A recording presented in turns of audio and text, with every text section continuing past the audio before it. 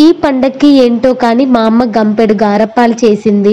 ఏంటక్క మరి అన్ని గారెలు తింటారా, మీది కడుపా కాగా అనకండి. ఇవన్నీ మా కోసమే కాదండి, మా సిస్టర్ వాళ్ళకి కూడా పంపిస్తది మా అమ్మ. అయినా పండగకి 4 రోజుల ముందు చేసుకుంటున్నాం కాబట్టి పండగ వచ్చేసరికి సగం మేమే తినేస్తామేమో.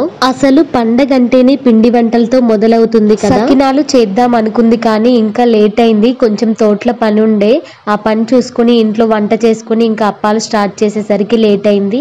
అందుకనేసి గారెలు అయితే తొందరగా అయిపోతాయి కదా అని గారెలు స్టార్ట్ చేసింది. సకినాలు ఏంటంటే కొంచెం లెంతీ ప్రాసెస్ అన్నమాట.